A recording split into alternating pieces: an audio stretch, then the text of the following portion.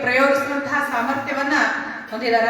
ಅಂತಹ ಎಲ್ಲ ಕವಿ ಮನಸ್ಸುಗಳಿಗೂ ಕೂಡ ಮತ್ತೊಮ್ಮೆ ಸ್ಮರಿಸ್ತಾ ಇಲ್ಲಿ ಒಂದು ಮಾತು ಹೇಳೋದಕ್ಕೆ ಇಷ್ಟಪಡ್ತಾ ಇದ್ದೀನಿ. ಕವಿತೆ ಅಂದ್ರೆ ಏನು ಅನ್ನೋದನ್ನ ಹೇಳ್ಕೊಂಡು ಕವಿತೆಯ ಬಗ್ಗೆ ಒಂದಿಷ್ಟು ಮಾತುಗಳನ್ನ ಆಡ್ತೇನೆ. ಯಾಕಂದ್ರೆ ಸರ್ ನನಗ ವಿಮರ್ಶಾತ್ಮಕವಾಗಿ ಮಾತಾಡ್ರಿ ಅಂದಾಗ ನನಗ ಒಂದ್ ಅನ್ಸಿದ್ದು, ವಿಮರ್ಶೆ ಅನ್ನುವಂಥದ್ದು ಆಗಸ ಇತ್ತು ನನಗೆ. ಅಲ್ಲಿ ಸೂರ್ಯಚಂದ್ರರಿದ್ದಾರ, ಚಿಕ್ಕಿತಾರೆಗಳಿದ್ದಾರ, ಅವುಗಳ ಬೆರಗಿಗೆ ನಾನು ಕೈ ಚಾಚಿದ್ರು ಕೂಡ ಇನ್ನೂ ನನಗ ನಿಲುಕದ್ದು. ಹಾಗಾಗಿ ಆ ಕವಿತೆಗಳ ಬಗ್ಗೆ ಒಂದಷ್ಟು ನನ್ನ ಓದಿನ ಮಿತಿಗೆ ದಕ್ಕಿದಷ್ಟನ್ನ ನಾನಿಲ್ಲಿ ತಮ್ಮ ಮುಂದೆ ಪ್ರಸ್ತುತಪಡಿಸೋದಕ್ಕೆ ಬಯಸ್ತಾ ಇದ್ದೇನೆ. ಕವಿತೆ ಸರ್ ಹೇಳಿದ್ರು, ಪ್ರಸ್ತುತ ದಿನಮಾನಗಳಲ್ಲಿ ಕವಿತೆಯ ಸ್ಥಿತಿ ಹೆಂಗಾಗೈತಿ ಅಂತ ಹೇಳಿ. ಮೊದಲೆಲ್ಲ ಕಾವ್ಯವನ್ನ ಬರೀತಾನ ಅಂತಂದ್ರೆ ಒಂದ್ ಕಡೆ ಗೋವಿಂದ ಪೈಯವರವರ ತಮ್ಮ ಜೀವನದ ಗಾಥೆನ ಹೇಳ್ತಾರೆ. ಕವಿತೆ ಬರೆಯುವಂತವ್ರಿಗೆ ಕವನಿಸಿದರೆ ಹುಚ್ಚಿಡಿಯುತ್ತೇನೋ ಅಂತ ಅವ್ರ ತಾಯಿಯಲ್ಲಿ ನಂಬಿಕೆ ಇತ್ತು ಅಂತ ಹೇಳಿ. ಅಂತಹ ಒಂದು ಮೂಢನಂಬಿಕೆಗಳ ಮಧ್ಯೆಯೂ ಅವರು ಕವನವನ್ನ ಬರೆದ್ರು, ಗೆದ್ರು. ಹಾಗಾದ್ರೆ ಈ ಕವಿತೆ ಅಂದ್ರೆ ಏನು, ಈ ಕವಿತೆಯನ್ನ ಹೆಂಗ ರಚನೆ ಮಾಡಬೇಕು ಅನ್ನುವಂಥದ್ದಾದ್ರೆ, ಹೆಂಗ ರಚನೆ ಮಾಡಬೇಕು ಅಂದ್ರೆ ಕವಿತೆ ಹುಟ್ಟೋದು ಯಾವಾಗ ಅಂತಂದ್ರ, ಯಾವಾಗ ಕವಿ ತನ್ನೊಳಗೆ ತಾನು ಜಗಳವಾಡ್ತಾನ ಆಗ ಕವಿತೆ ಹುಟ್ಟುತ್ತ ಅನ್ನುವಂಥದ್ದು ಹಿರಿಯರು ಹೇಳಿದಂತಹ ಮಾತು. ಬೇಂದ್ರೆಯವರ ಮಾತಿನಲ್ಲೇ ಹೇಳೋದಾದ್ರ ಹದ ಇದ್ರೂ ಪದ ಬರುತ್ತ ಅಂತ.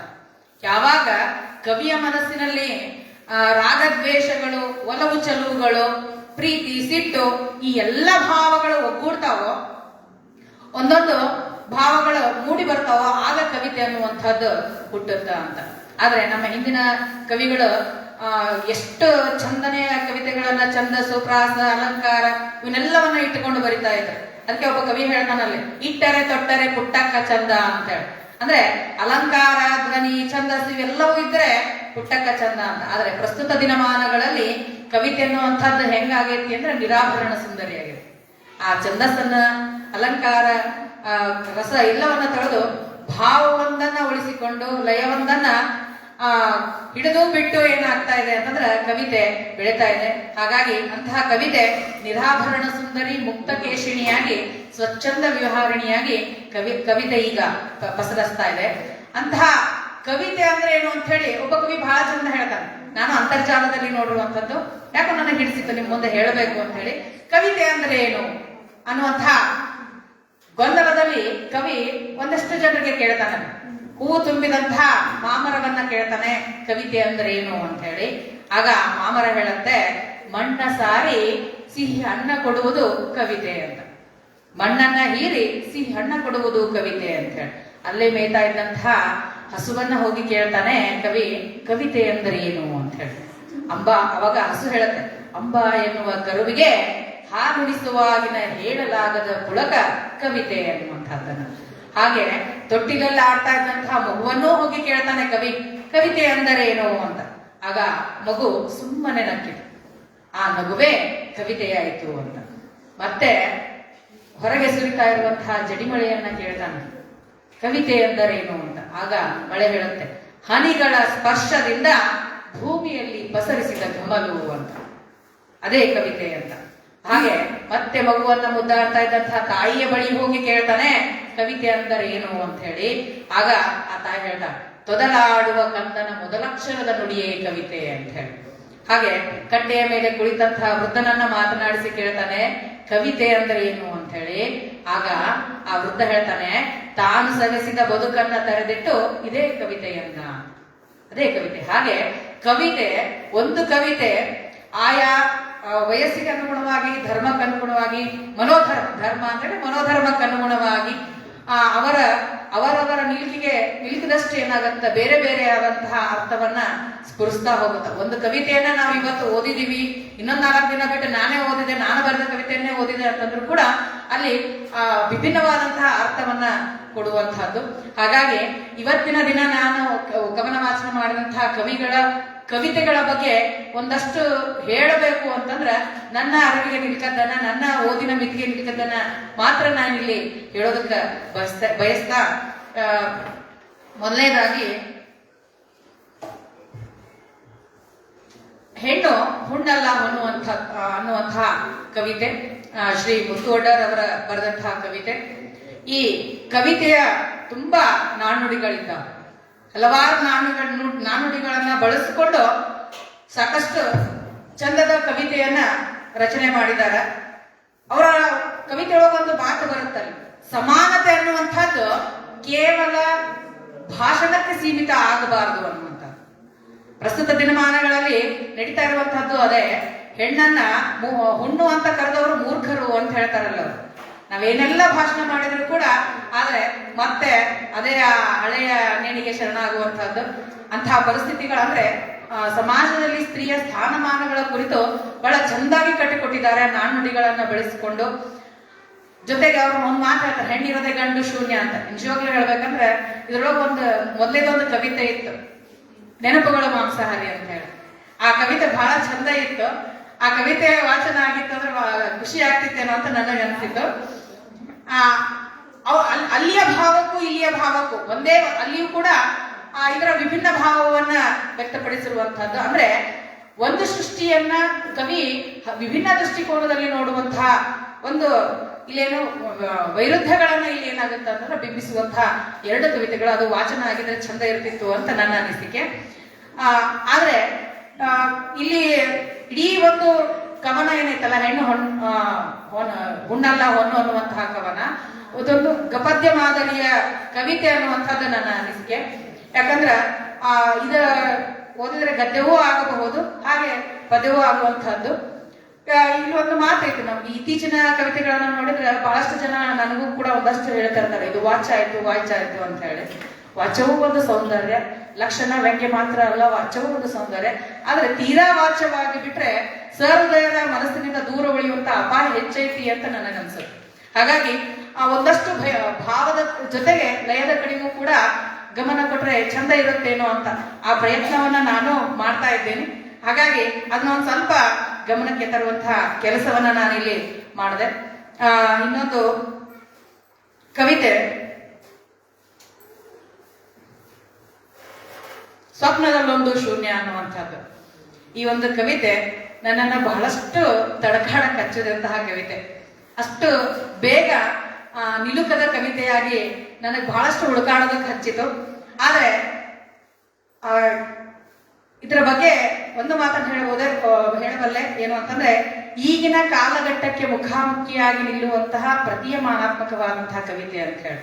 ಯಾಕಂದ್ರ ಕವಿ ಇದರಲ್ಲಿ ಬಳಸುವಂತಹ ಪ್ರತಿಮೆಗಳು ಹೆಂಗಿದಾವ ಅಂತಂದ್ರ, ಕಾಲ ಬುಡದ ಹೂವು, ತಲೆ ಬುಡದಲ್ಲಿ ಅರಳಿದ ಇದು ಹಣ್ಣಾದ ಕಾಯಿ, ಎದೆಯ ಸುಟ್ಟರ ಗಾಳಿ, ಈ ಎಲ್ಲ ಪ್ರತೀಯಮಾನಾತ್ಮಕ ಉದಾಹರಣೆಗಳೊಂದಿಗೆ ಕವಿಯಲ್ಲಿ ಏನ್ ಹೇಳೋದು ಹೊರಟಿದ್ದಾನ ಅಂದ್ರೆ, ಮನುಷ್ಯತ್ವ, ಪ್ರೀತಿ, ಸಹಬಾಳ್ವೆ ಈ ಎಲ್ಲದರ ಜೊತೆಗೆ ಬದುಕು ತನ್ನ ಅಸ್ಮಿತೆಯನ್ನ ಬೇರೂರಿಸುವುದಕ್ಕಾಗಿ ಹೋರಾಟವನ್ನ ನಡೆಸಿ ವಿಫಲವಾಗುವಂತಹ ಒಂದು ವಿಷಾದವನ್ನು ಕೂಡ ಇಲ್ಲಿ ಕವಿ ವ್ಯಕ್ತಪಡಿಸ್ತಾನೆ.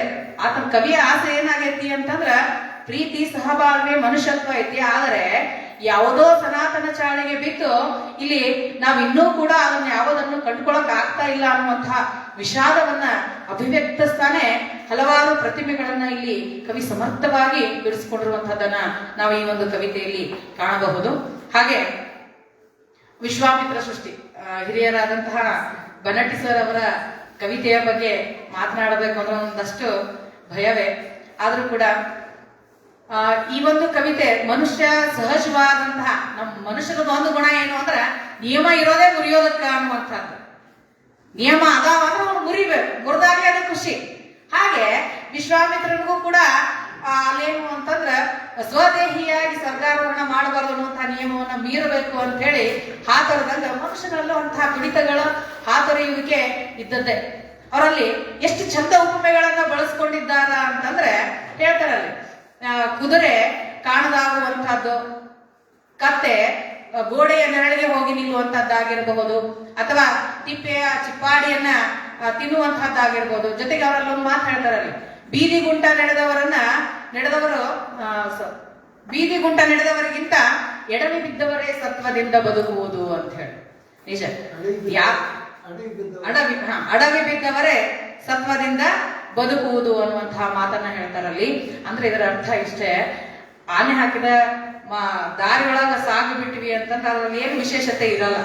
ನಮ್ಮದೇ ತನವನ್ನ ಗುರುತಿಸ್ಕೊಳ್ಬೇಕು, ಒಂದು ಸಾರಿ ಪ್ರಯತ್ನ ಮಾಡಬೇಕು, ಸೋತು ಅದ್ರೊಳಗೆ ಏನೈತಿ ಅದನ್ನ ಕಾಣಬೇಕು ಅನ್ನುವಂತಹ ಮಾತನ್ನ ಹೇಳ್ತಾ ಜೊತೆಗೆ ಹೇಳ್ತಾರಲ್ಲಿ ಅವರು, ಈ ಪುರುಷಾರ್ಥಗಳಂತ ಏನ್ ಕರ್ಸ್ಕೊಳ್ತೇವೆ, ಧರ್ಮ ಅರ್ಥ ಕಾಮ ಮೋಕ್ಷಗಳು, ಇವು ಇಹದಲ್ಲಿ ಮಾತ್ರ ಲಭಿಸುವಂತಹದ್ದು, ಪರದಲ್ಲಿ ಅಲ್ಲ ಅನ್ನುವಂತಹ ಮಾತಾಗಿರ್ಬೋದು.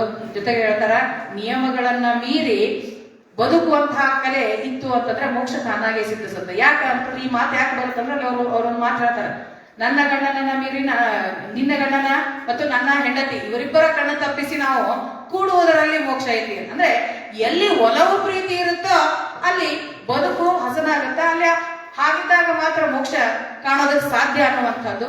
ಆ ಇಡೀ ಪದದಲ್ಲಿ ಬಂದಂತಹ ಸಹಜ ಪ್ರಾಸಗಳಾಗಿರ್ಬಹುದು, ಉಪಮೆಗಳಾಗಿರ್ಬಹುದು, ಹಾಗೂ ಸರಳ ನಿರೂಪಣೆಯೊಂದಿಗೆ ಮನಮುಟ್ಟುವಂತಹ ಕವಿತೆ ಇದಾಗಿದೆ ಅನ್ನುವಂಥದ್ದು. ಇನ್ನ ಅಕ್ಷರದವ್ವ, ಈ ಒಂದು ಕವಿತೆಯ ಬಗ್ಗೆ ಹೇಳ್ಬೇಕು ಅಂದ್ರ ಒಂದು ರೀತಿಯಾದಂತಹ ಕಥನ ಕವನ ಅನ್ನುವ ರೀತಿಯೊಳಗ ಇದು ನಿರೂಪಿತವಾದಂತಹ ಕವಿತೆ. ಇಡೀ ಕವಿತೆ ಅಕ್ಷರದವ್ವ ಸಾವಿತ್ರಿಬಾಯಿ ಫುಲೆಯವರ ಜೀವನದ ವೃತ್ತಾಂತಗಳನ್ನ ಕಟ್ಟಿಕೊಡುವಂತಹ ಕವಿತೆ.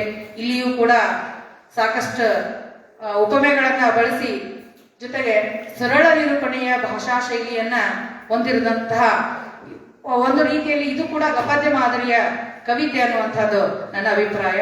ಹಾಗೆ ಸುಂದರವಾದಂತಹ ಕವಿತೆ ಅನ್ನುವಂಥದ್ದು. ಇನ್ನ ಈ ಒಂದು ಕಾವ್ಯೋತ್ಸವದೊಳಗ ವಾಚಿಸಿದಂತಹ ಮತ್ತೊಂದು ಕವಿತೆ ಅಂದ್ರ ನೀವೊಂದುಕೊಂಡಂತಲ್ಲ ನಾವು ಅನ್ನುವಂತಹ ಕವಿತೆ. ಈ ಒಂದು ಕವಿತೆಯ ಆರಂಭವನ್ನೇ ವಿಶಿಷ್ಟ ಆಗಿದೆ. ಯಾಕಂದ್ರೆ ವಿಶಿಷ್ಟ ಅಭಿವ್ಯಕ್ತಿಯ ಮೂಲಕವೇ ಕವಿಯತ್ರಿ ಹೇಳ್ತಾರಲ್ಲ, ಕ್ಷಮಿಸಿ ನೀವಂದುಕೊಂಡಂತಲ್ಲ ನಾವು ಅಂತ. ಜೊತೆಗೆ ಮುಂದುವರೆದು ಹೇಳ್ತಾರೆ, ನಿಜ ನೀವು ಅಂದುಕೊಂಡಂತೆ ಅಲ್ಲವೇ ಅಲ್ಲ ಅಂತ. ಅಂದ್ರೆ ವಿಶಿಷ್ಟ ಅಭಿವ್ಯಕ್ತಿಯ ಮೂಲಕ ಆರಂಭವಾಗುವಂತಹ ಕವಿತೆ, ಇಡೀ ಕವಿತೆಯೊಳಗ ಅವರು ಎಷ್ಟು ರೂಪಕಗಳನ್ನ, ಎಷ್ಟು ಪ್ರತಿಮೆಗಳನ್ನ ಬಳಸ್ತಾರ ಅಂತಂದ್ರೆ ಅವ್ರು ಮಾತಾಡ್ತಾರೆ, ಸೂಜಿಯ ನಂಚಿನ ತುದಿಗೆ ಹುಟ್ಟಿದವರು ನಾವಲ್ಲ. ಅಂದ್ರೆ ಆ ವಿಷದಿಂದ ನಾವು ಹುಟ್ಟಿದಂಥವ್ರಲ್ಲ, ನಮ್ಮಲ್ಲೂ ಕೂಡ ಎದೆಯ ಪ್ರೀತಿಯನ್ನ ಕಾಪಿಟ್ಟುಕೊಂಡು ಬಂದಿದ್ದೀವಿ ಅಂತ. ಅಂದ್ರೆ ಇಡೀ ಪದ್ಯ ವಾಸ್ತವಿಕ ನೆಲೆಗಟ್ಟನ್ನ ಟೀಕಿಸ್ತಾನೆ, ಅಲ್ಲಿ ಒಂದು ರೀತಿಯಾದಂತಹ ಬಂಡಾಯದ ಧ್ವನಿಯನ್ನ ವ್ಯಕ್ತಪಡಿಸುವಂತಹ ಕವಿತೆ. ಅದರೊಳಗ ಹೇಳ್ತಾ ಹೋಗ್ತಾರಲ್ಲಿ, ತಲವಾರಿನ ಅಂಚು ನಮ್ಮ ತವರೇನಲ್ಲ. ನೋಡ್ರಿ ಎಷ್ಟು ಗಟ್ಟಿಗಿತ್ತಿ ಕವಿಯತ್ರಿ ಅನ್ನುವಂಥದ್ದು. ನಾವು ಬರೀ ದ್ವೇಷಗಳನ್ನ ಬಿತ್ತೋದಕ್ಕಾಗಿ ಬಂದಂಥವ್ರಲ್ಲ, ಬೇಕಾದ್ರೆ ಪ್ರೀತಿ ಬೀಜಗಳನ್ನ ಚೆಲ್ಲಿ ಬಿಡ್ತೀವಿ ನಿಮ್ಮ ದಾರಿಗೆ ಅಂತ. ಇಷ್ಟೆಲ್ಲ ಹೇಳಿದಂತಹ ಕವಿತ್ರಿ ಈ ಕವಿತೆ ಹೆಂಗ ಕಾಣಿಸುತ್ತೆ ನಮಗ ಅಂತಂದ್ರ, ಇದು ಬರೀ ಚಾಟಿ ಏಟುಗಳನ್ನ ಬೀಸೋದಲ್ಲ, ತಿವಿಯೋದಂಥದ್ದಲ್ಲ, ಅಂತಹ ಮನಸ್ಸುಗಳಿಗೆ, ಅಂತಹ ಎದೆಗಳಿಗೆ ಅಲ್ಲಿ ಚುಚ್ಚುವಂತಹ ಒಂದು ತಲವಾರಾಗಿ ಕೂಡ ಈ ಒಂದು ಕವಿತೆ ಇಲ್ಲಿ ಬಳಕೆಯಾಗಿದೆ ಅನ್ನುವಂಥದ್ದು. ಜೊತೆಗೆ ಅವರೊಂದು ಮಾತು ಹೇಳ್ತಾರೆ ಕೊನೆಯ ಈ ಕವಿತೆಯ ಕೊನೆಯ ಸಾಲುಗಳಲ್ಲಿ, ನಾವು ಮೇಲು ಅಥವಾ ಶ್ರೇಷ್ಠತೆ ಅನ್ನುವಂತಹ ಟ್ಯಾಟೂ ಹಾಕಿಸಿಕೊಂಡವರಲ್ಲ ಅಂತ.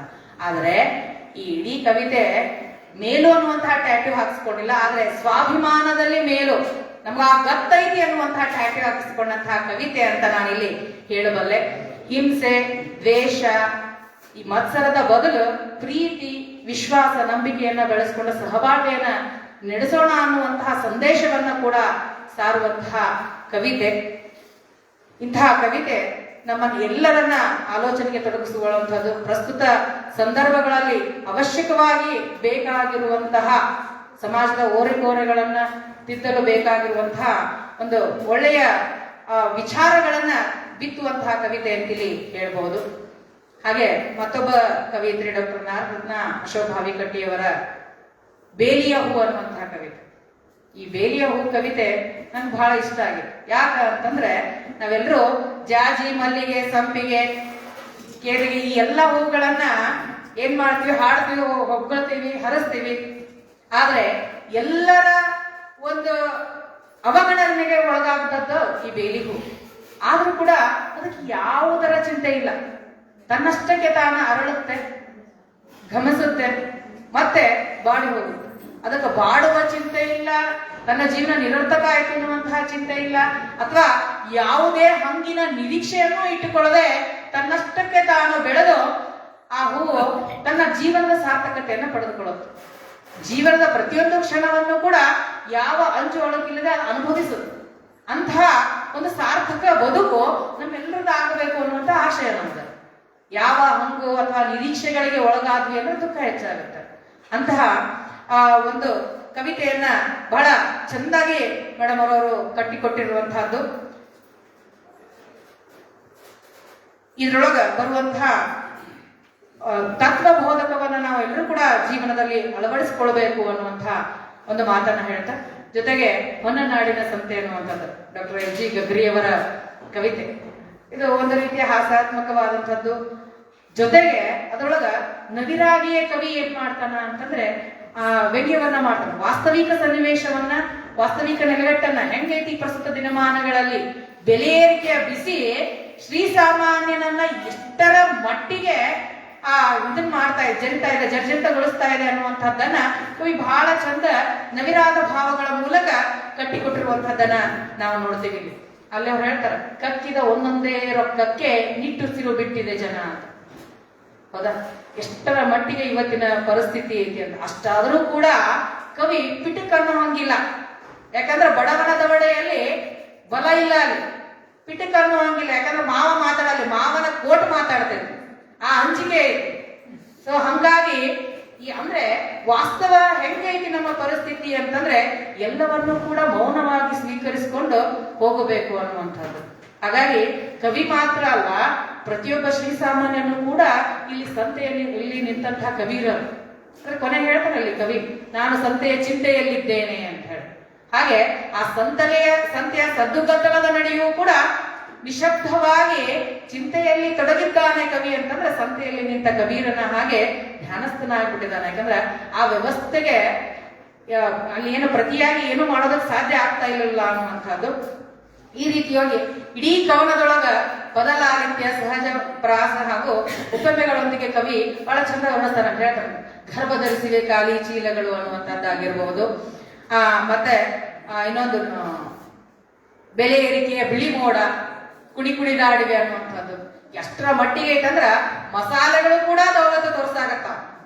ತರಕಾರಿಗಳು ಏನಾಗಿದಾವ, ತರಕಾರಿ ಕಾಳು ಕಡಿ ಇವೆಲ್ಲವೂ ವಿಮಾನಯಾನದಲ್ಲಿ ಬಂದಾವೇನೋ ಅನ್ನೋ ಹಂಗ ದೌಲತ್ತು ತೋರಿಸ್ತಾ ಇದಾವ, ಗತ ತೋರಿಸ್ತಾ ಇದಾವ. ಅಂದ್ರ ಸಾಮಾನ್ಯ ಬದುಕುವುದು ಹೇಗೆ ಅನ್ನುವಂತಹ ಪ್ರಶ್ನೆಯನ್ನ ಎಲ್ಲ ಸಾಮಾನ್ಯರ ಪರವಾಗಿ ಕವಿ ಇಲ್ಲಿ ಧ್ವನಿ ಎತ್ತಿರುವಂತಹದ್ದನ್ನ ನೋಡುವಂತಹದ್ದು.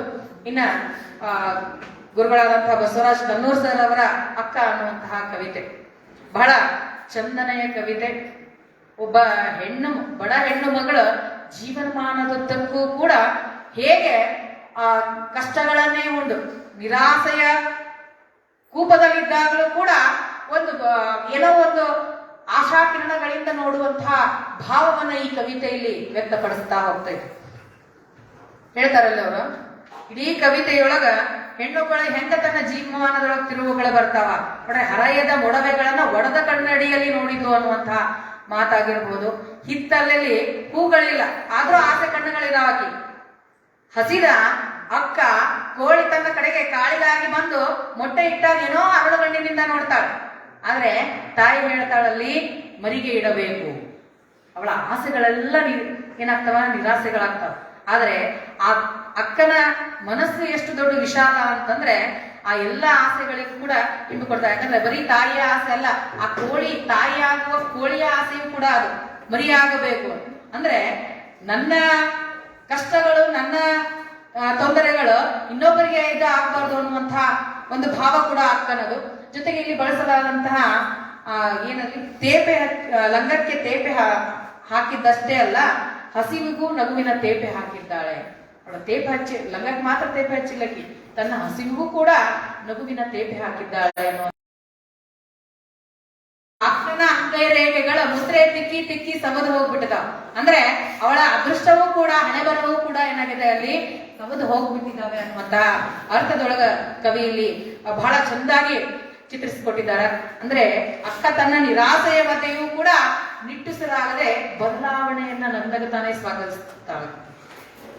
ಮುಖದ ಮೇಲೆ ಇರುವಂತಹ ಮೊಡವೆಗಳು, ಆ ಒಡೆದ ಕನ್ನಡಿ ಇದ್ರೂ ಕೂಡ ಖುಷಿಯಿಂದ ಆ ಒಂದು ಬದಲಾವಣೆಯನ್ನ, ಜೀವನದಲ್ಲಿ ಆಗುವಂತಹ ಬದಲಾವಣೆಯನ್ನ, ಹೊಸ ಹೊಸ ನಿರೀಕ್ಷೆಗಳಿಗೆ ಕಣ್ಣನ್ನ ತೆರೆದುಕೊಳ್ಳುವಂತಹದ್ದು, ಇವೆಲ್ಲವೂ ಕೂಡ ಬಹಳ ಚಂದಾಗಿ ಚಿತ್ರಿತವಾಗಿರುವಂತಹ ಕವಿತೆ ಅನ್ನುವಂಥದ್ದು. ಜೊತೆಗೆ ತ್ಯಾಗ ಮತ್ತು ಬದಲಾವಣೆಯ ಅನಿವಾರ್ಯತೆಯನ್ನ ಬಿಂಬಿಸುವಂತಹ ಕವಿತೆ ಅನ್ನುವಂಥ ಮಾತನ್ನ ಹೇಳ್ತಾ ಸರ್ ಯಾವ್ದಾದ್ರು ಕವಿತೆ ಬಿಟ್ಟು ಹೋಯ್ತಾ?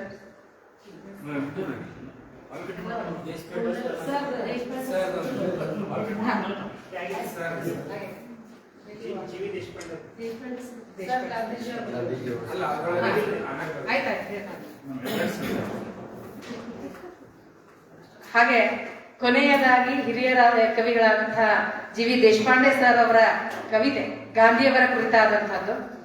ನಿಜವಾಗ್ಲೂ ಹೇಳಬೇಕು ಅಂದ್ರೆ ಇವತ್ತು ವಾಸ್ತವದ ಸನ್ನಿವೇಶವೇ ಆಗಿದೆ. ಜಂಬಣ್ಣ ಅಮರ್ಚಿತ ಕವಿ ಒಂದ್ ಕಡೆ ಹೇಳ್ತಾರಲ್ಲಿ, ಮಾನವನಾದರೆ ಸಾಕು ಮಹಾತ್ಮನಾಗುವುದು ಯಾರಿಗೆ ಬೇಕು ಅಂತ. ಇವತ್ತು ನಾವು ಮಹಾತ್ಮರಾಗುವಂತಹದ್ದು ಬೇಡ, ಕೇವಲ ಮನುಷ್ಯರಾದರೆ ಸಾಕು. ಆ ಮಹಾತ್ಮನ ನೆಲೆಗಟ್ಟಿನ ಬಗ್ಗೆ ಇವತ್ತಿನ ಫೇಸ್ಬುಕ್ ವಾಟ್ಸಪ್ ಯೂನಿವರ್ಸಿಟಿಗಳನ್ನ ನೋಡಿದ್ರಂತೂ ಸಾಕು, ಗಾಂಧೀಜಿಯವರ ಬಗ್ಗೆ ಹೇಳುವಂತ ಇಲ್ಲ ಸಲ್ಲದ ಮಾತುಗಳು ಅವು ಎಲ್ಲವುಗಳನ್ನ ನೋಡಿದ್ರೆ ಬಹಳ ಖೇದ ಅನ್ಸುತ್ತೆ. ಆದ್ರೆ ಇವತ್ತಿನ ರಾಜಕೀಯ ಸನ್ನಿವೇಶಗಳನ್ನ ಮತ್ತೆ ಗಾಂಧೀಜಿಯವರ ಮೌಲ್ಯ ಎಷ್ಟರ ಮಟ್ಟಿಗೆ ಅಧಪತನ ಕಿಳಿತಾ ಇದೆ ಅನ್ನುವಂಥದ್ದನ್ನ ಸರ್ ಅವರ ಕವಿತೆ ಬಹಳ ಚಂದ ಹೇಳ್ತಾರೆ. ಜೊತೆಗೆ ಸಹಜವಾದಂತಹ ಪ್ರಾಸ ಕೂಡ ಆ ಕವಿತೆಯೊಳಗೆ ಬರ್ತದೆ. ಗಾಂಜಿ ಮತ್ತೆ ಬಾಜಿ ಪೂರಿ ಬಾಜಿ ಅನ್ನುವಂಥದ್ದು, ಹೀಗೆ ಸಹಜ ಪ್ರಾಸಗಳೊಂದಿಗೆ ಮೂಡಿದಂತಹ ಕವಿತೆ. ಮತ್ತೆ ತಾಯಿಯ ಕುರಿತಾದಂತಹ ಕವಿತೆ ಕೂಡ ಇಲ್ಲಿ ಚಂದನೆಗೆ ಮೂಡಿ ಬಂದಂತಹ ಕವಿತೆ. ಕೊನೆಯದಾಗಿ ಇವತ್ತಿನ ಕಾವ್ಯೋತ್ಸವದ ಬಗ್ಗೆ ದಿಢೀರ್ನ ಹೇಳಿದಂತಹ ಕವಿತೆ ಬಹಳ ಚಂದ ಇತ್ತಲ್ಲಿ.